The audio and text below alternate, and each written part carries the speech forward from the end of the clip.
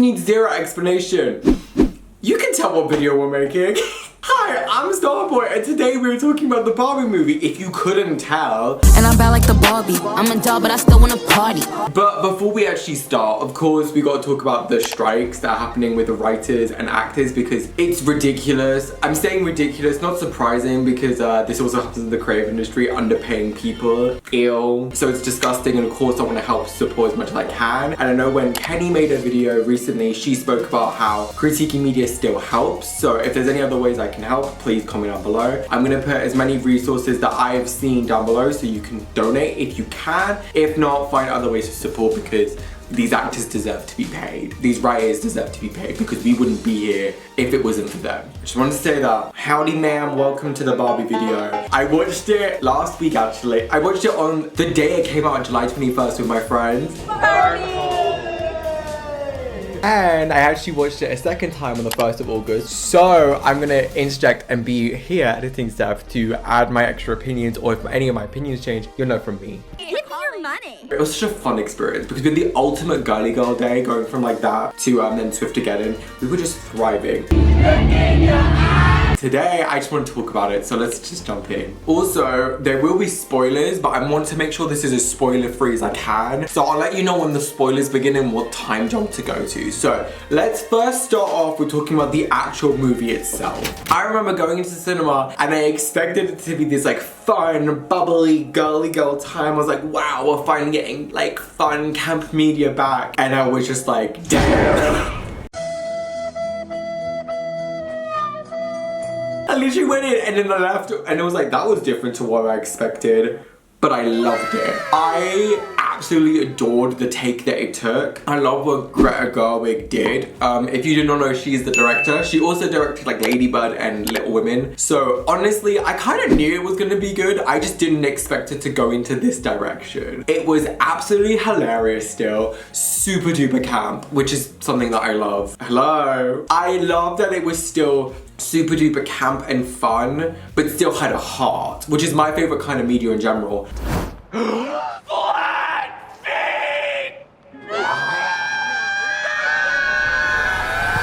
Wig, did you just say wig? Yes. I know, wig. I feel that already. And one thing I instantly want to praise about this, which if you've seen the Architect Digest of Barbie, then you'll know, the set design, it's so incredible and so clever because everything is made like it's a toy. It isn't made to look realistic and it's made to look almost like plastic, which is why I adore it. And it's all the little details which makes this movie even better. So for example, the fact that the milk carton is not an actual milk carton, it's like plastic and nothing pours out. The fact that like the way she drives the wheel is like that instead of holding the steering wheel. The costuming, oh, the costuming is my favorite. And I also love how the costumes develop throughout the movie. And I don't think anyone's spoken about this, but my favorite thing is how it represents Barbie's character development. And it's something that I just adore, and it's so clever and so smart. I think especially like the color palette and everything. Ugh. I also love the color palette of the movie itself. I love how bright and colorful and almost sugary it looked. Because I find that oftentimes when people use like a pastel color scheme, they often sometimes make it into like a dark media, which is something that I don't really like. So I love how this one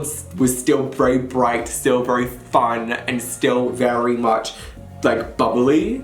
And I love that we went into the human world, or the real world. I loved how the colors just instantly switched from this like bright bubblegum colorful into almost like dull and gray, which then makes Barbie and Ken particularly stand out when they do come. It's so clever. I also feel like I love the color scheme because it makes it almost feel dreamlike, which it kind of low-key is. Like Barbie's world is dreamy, and that's why like that was one thing I remember leaving the cinema, and me and my friend Joe, we were both like, oh my god, it's so incredible and so beautiful. And we were also talking about the movie like, can we live here?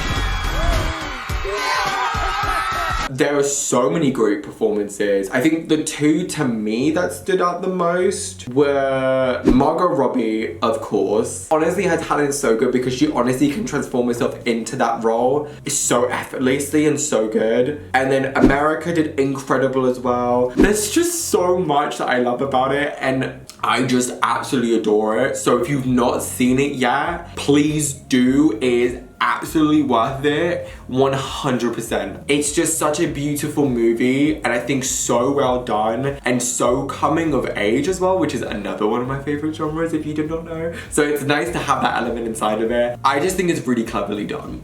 So for me personally, I absolutely adore it. Now, for people who haven't seen it and don't want to get spoiled, here is the timestamp that we're going to start talking about the marketing of the movie, because I feel like we have to talk about the marketing. This is just a reminder, skip to this time if you don't want to be spoiled. 3, 2, 1. Got a blast! Hi everyone who's watched the movie or who doesn't mind being spoiled. Let's get into like the nitty gritty of it. Why did this movie make me cry? I remember my friend Joe, he was sitting next to me and he was crying, and then I cried at the credits, and we were both like holding each other the entire time. I was also holding like my friends Meg and B, just like, why did he decide to kick us in the gut, being like, this is what the patriarchy is, this is what it's led to, and I'm like, fuck, thanks for reminding me. Hi, I'm here for the slumber party. And that's why I was like, it almost felt kind of bittersweet at moments because it just had constant reminders of it. And so it just left you with this odd feeling. It was still really funny. There were so many laugh out moments. One of my favorite scenes, which I don't know if this counts as a spoiler because it doesn't really spoil the movie, but it's just such a beautiful scene. The scene where Barbie sees Barbara, it was just such like a moment I was like, oh, okay. First scene is absolutely adorable and so wholesome and so cute. But not only that, it also kind of went against ageism and said that like you are beautiful, which by the way, TikTok needs to have a whole discussion about. And it's so nice to see her go, oh, I know, and then laugh. I was like, ah. Again, my heart so fucking happy. It was just so good. The daughter.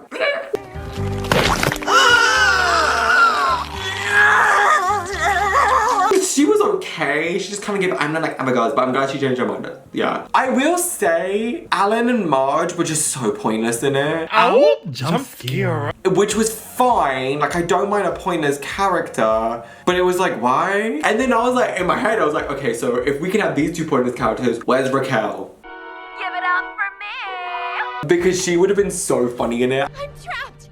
I'm gonna die here! Even worse! One of my color-changing nails is chipped! I love the amount of references and like other pop culture references they had throughout here. First of all, ew. Second of all, ew. Like the boys' dance scene was a reference to Grease, and they literally showed it in there, and I was like, that's so smart. Especially Grease Lightning, the song. It almost is like this hyper masculine song with this dance thing and whatever, but also in a way that's incredibly camp, incredibly over the top. And so to have the Kens do that, I lived. I was like, this is everything to me. I also like that it was for an older audience as well. That was quite nice because you can have some of my adult jokes, but I liked the ads things in there, like the ads for the Barbie dolls. I loved that, and I also loved how self-aware the movie was. I feel like this is a really good movie because it was so self-aware. I loved how much of that was in there. I thought that was really, really good. I also loved the last scene when she makes the decision to become a human with the creator of Barbie. I love it. It's such a beautiful scene and was one of my favorite scenes of the movie. Like, probably the favorite scene of the movie. I just loved the way it was done, and I also loved that in that life sequence, it wasn't representing like you worked, it was representing what life is truly about, family and love, and in this case, motherhood and daughterhood and womanhood. Take my hands. Close your eyes. Now feel. That's what this movie was about, womanhood, and about being proud of being a woman and how that's so empowering. Yes, there are struggles in the world, but it's like your decision to be who you are and to be proud of who you are is so beautiful. And that's why I love the idea in the end. It's like when she said, what was it? Like, I don't want to be the one playing the ideas, I want to be the one making the ideas. I was like, oh. Now I can actually talk about the costume development a little bit more. God, my brain.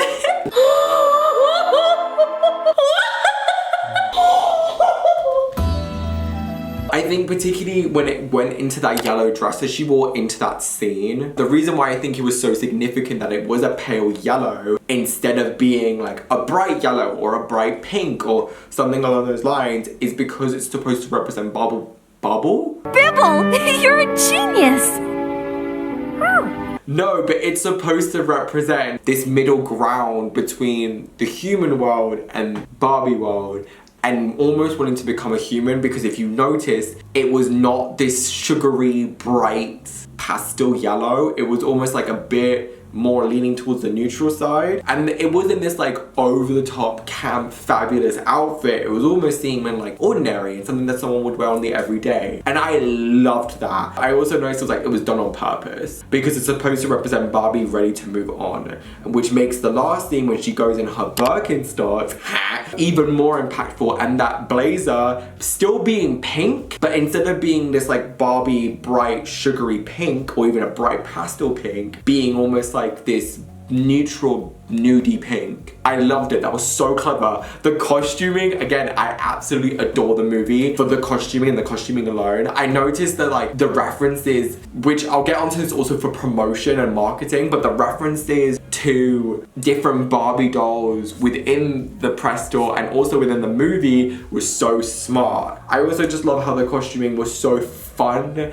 and experimental and bright, even for the men, which I loved, because one thing I always hate within men within movies is how dull their costuming is, and I love that within this movie, even Ken got character development within his outfit. I liked how Ken almost went from like being prim and proper almost into like the stereotypical preppy boy for Barbie to almost when Ken discovers what patriarchy is and then becomes extremely the opposite of like this rough and rugged man. His tan's almost looking a bit rough. Leather and that oversized fur jacket. It almost is like developing into a character that is rough and rugged and like almost a bit dirty, which is funny because it's like taking the piss out of patriarchy.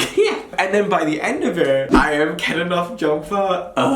It's almost like a little bit of this middle ground because it's not totally neat. It's still incredibly textured, like the faux fur jacket he wore, and it's not completely like prim and proper or this like preppy boy outfit, but it's also not the opposite extreme and still has those bright colors like the preppy boy outfit, and the writing in it is also like the traditional Barbie logo, which I just love. So honestly, that was such a smart move for costume department. So that's why I'm so glad that they also focus on the costuming for men. I absolutely adored that. Another point I have to say, I get a little bit, but I honestly thought it was kind of pointless. What was the point of Mattel being in there? She doesn't even go here.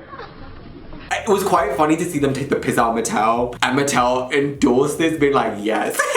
But I didn't get it. I don't know, by the time they went into the Barbie world, it was kind of pointless. The whole thing just felt really odd. So for me, it was like, eh. So now let's get on to my 5 favorite scenes and my 5 least favorite things or scenes or whatever. So let's go on to my favorites first because I really want to talk about the favorites are. Number 1, the last scene, 1000%, where the creator of Barbie gives permission for Barbie to be a human. Oh, I also loved cinematography wise how it was. It was so white and simple with that simple color coming into it. It was so well done. I absolutely adored it. Number 2, both dance scenes, so the Ken's dance scenes and the Barbie dance scene. I loved both of them. It was so camp, so incredible, so fun, and also it made me like do a song even more because now I can see it in the movie, and you know when you can see something visually, it makes it even better. I love it.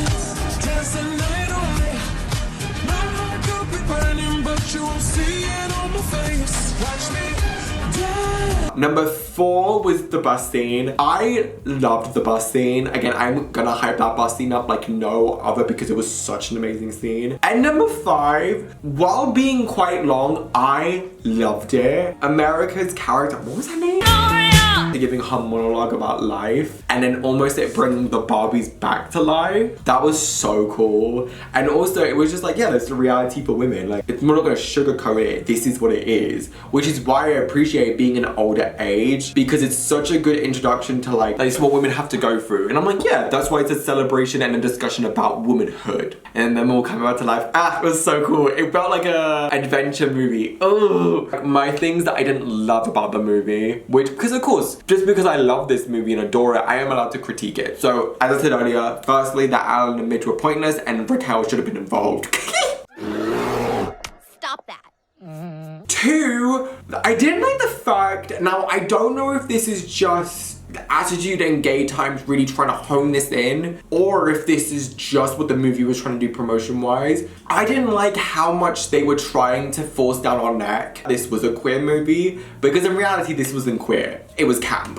I can tell the movie is going to be loved by the gays and the girls, but this movie was advertised that this was going to be a gay movie, this was going to be incredible for the queerness, and it really wasn't. There was like little hints in there, but it wasn't queer enough, and to me it kind of left me being like, oh, well, that's annoying. I mean, that's why, again, like, it was very mixed, because I remember seeing Simu Lee being like, yeah, this is like queer and whatever, and then Margot Robbie being like, no. It just felt really weird to me. I feel like I wish they didn't promote it in that way. I think it didn't ruin the movie for me, but it made me go like, oh. However, I do know that there are some queer people who are relating to Alan from the Barbie movie, which I get why. I think when you hear their explanation and you hear their reasoning, I'm like, I totally get that. And I do honestly think that Alan being there is that perfect representation of being like, you're not totally with the girls, you're not totally with the dudes, you're just there in the middle. I don't relate to him. There are other more characters that I relate to in other film series that are queer coded. Olaf? Who knows the ways of men? I think the difference with that is that queer people have come to that conclusion and related to this character versus the movie really trying to promote itself as queer when it's really not. It's just camp. And being camp and being queer are two different things. Yeah, the Mattel people kind of confused me out. I do think Will Ferrell was a good choice, and I did like how he almost acted like a kid, which was the point of like, he's an adult child. Men don't have to grow up, women do. I thought that was incredibly clever, but it felt just so odd at moments, because I was like, at some point I forgot about them, and I don't think they needed to be that involved, so I was like, eh. I guess that's kind of it though. I really liked the movie, and I can't wait to give it a second watch. Now, hi back people who don't want spoilers, how you doing? You good? Now, I feel like as an ex-fashion promotion student, but also as a wannabe creative director, and just in general, I just find this stuff so interesting. I really want to talk about the marketing for this movie, because I think the marketing for this movie is absolutely genius. That team needs to be paid for double overtime because they did the absolute damn thing. Literally, the internet was like, I've never seen a movie work this hard for promotion, and I agree.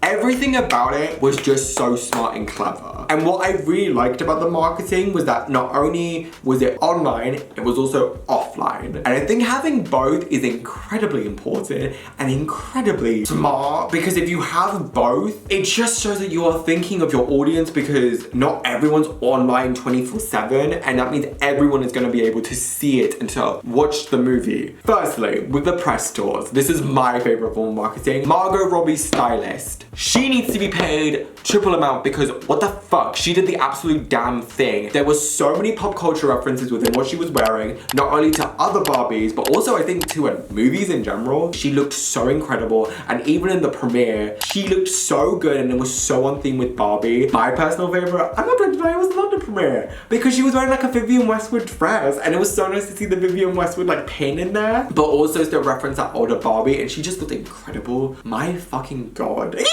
Mother is mothering. And it was just so smart and clever, because you could tell it was Barbie reference, but it still looked like Margot Robbie. They made Margot Robbie into a real life Barbie, but still being Margot Robbie. Her stylist snaps. That is such an effective way of marketing and for promoting the movie, because yeah, press tours and whatever, they can wear whatever they want, but if they really truly represent that movie and what they envision, it really brings it to life. We talk about it on the internet, and we are just so enamored and engrossed and so excited by it, because you can tell that everyone in that project truly believes in this movie. Even Ryan Gosling wearing the original top. Oh, it was so smart. But not only that, I also love the fact that initially when this trailer came out, we knew nothing about it, which is so smart because it keeps you on the edge of your toes and you want to know what's about. But also, the one thing that was so clever was that she is everything, he is just Ken. And then you were able to make your own Barbie. Even I made my own Barbie.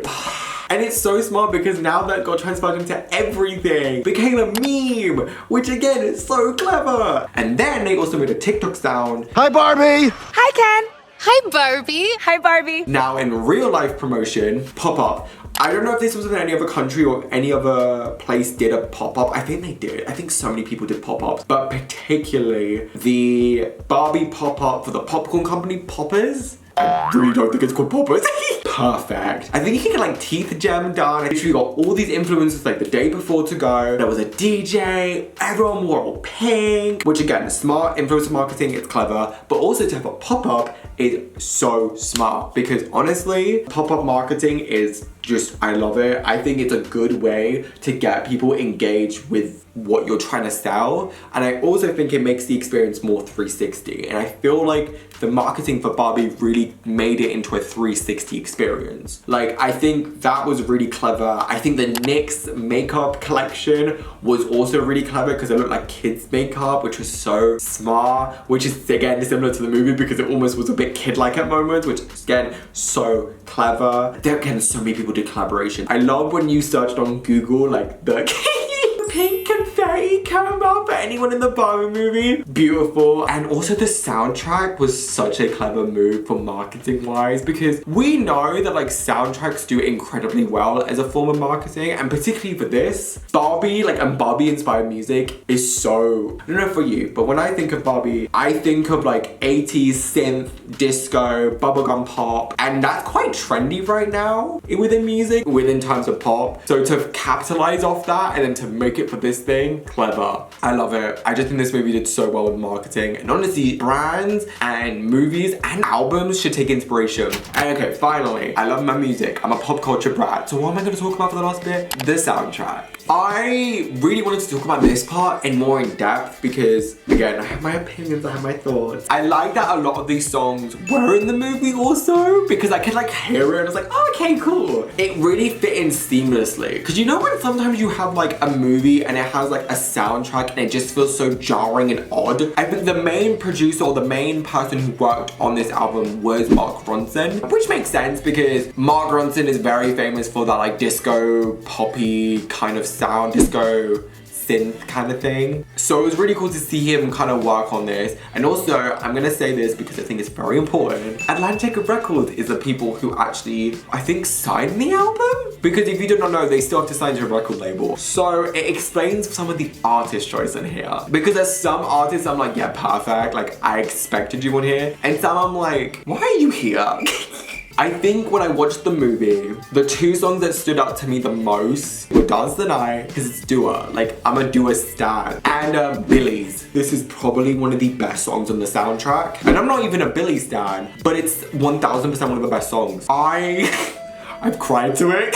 It's so good, and I think for storytelling in particular, it did so well. The scene that it's in, incredible. And when you listen to it and the words and everything, the writing is incredible because it's so smart because it relates so heavily to the movie, but it also relates to real life. So it's a song that like you can like actually listen to, and that's why I adore it like so much. Oh, I remember once the movie ended, I literally listened to that song and then I proceeded to cry in my room to it. But it's so beautiful. And also, weirdly enough, is it strange that I relate to it? Because I kind of do at moments, like, damn. To me, dance the night away. I don't know how to feel. I actually gave it like a quick listen to while I was cleaning my room and getting ready to film this video. My favorite songs, like subjectively, so this is my personal opinion, Pink, because it sounds like a fucking summer vacation. It actually sounds a lot like a toned down version of Wham's Club Tropicana. Do It because it sounds like Future Nostalgia, which is the best album, so I was in love. Speed Drive because it's fun. Mad I Am because the fucking lyrics are fucking hilarious. Dominic Fike's song, Hey Blondie, I really liked it. And I was like, damn Dominic. Ash, are you proud of me? He also made a song for another one of my favorite movies of the year, Spider-Man Across the Spider-Verse, Mona Lisa. Oh my god, it's so cute. So Dominic's maybe an underrated soundtrack person. Billy's, gosh, I kind of like Kelly. And then, yeah, the rest of them are just there for me. There are three I'm like, that I really, really don't like. Firstly, the Kid Laroi. This song makes no sense production-wise, because if you listen to like the rest of the album, they all kind of flow and make sense with each other. But to me, this song just didn't make sense at all, and it sticks out like a sore thumb. Same with Gale's. Fun fact, she actually produced the song though, which is kind of impressive. Love that for her. But I felt like if I was gonna have a rock song on a Barbie soundtrack, I'd want it to sound more like Get Back by Demi Lovato. Something just fun and a bit upbeat and a bit like versus something a bit dark, because not all rock has to be dark or to be incredibly satire like Demi Lovato's Substance. Not satire, but just like have that deeper meaning and could be quite sarcastic. So for me, that just felt out of place. And yes, I'm gonna be annoying and I'm gonna say, why wasn't Taylor Swift on this fucking record? Because I was thinking about it and I was like, okay, now that it's out, I feel like Taylor would have fitted perfectly on here. Especially Hits Different. I used to switch out these cans. I just ghost, rip the band-aid off and skip town like an asshole outlaw. And the production as well is so Barbie, so 2000s pop, which is why, again, Pink Panthers works so well because it's 2000s pop, which is why I'm confused that Hits Different wasn't on it. Another thing I was really surprised that my friend suggested, why wasn't Plastic Dolls on the soundtrack by Lady Gaga? That would have actually fitted perfectly. And when I mean perfectly, I mean it would have just fit smoothly. It works so well, the lyrical content makes sense. And production-wise, it would have been one of those songs which I think, similar to like Man I Am by Sam Smith, like had that like bright, fun pop production, but when you listen, it even like has a meaning to it. I just don't get it. Other artists who I think would do excellent on it would be Sabrina Carpenter, especially with Feather. Feather's literally right there, guys. Ron's Avery for that particular pop synth sound. The Aces, I think they do amazing like 80s synth pop and with a deeper lyric. And I also think Hayley Kiyoko, especially with her latest album, beautiful. Wow, I actually had so much fun filming this. God, I love when I can film a longer video about something I love. I really hope you did enjoy this video because this was so much fun and I am so excited to hear your thoughts down below. I do hope you enjoyed this and I will see you guys next week with another new video. Bye everyone!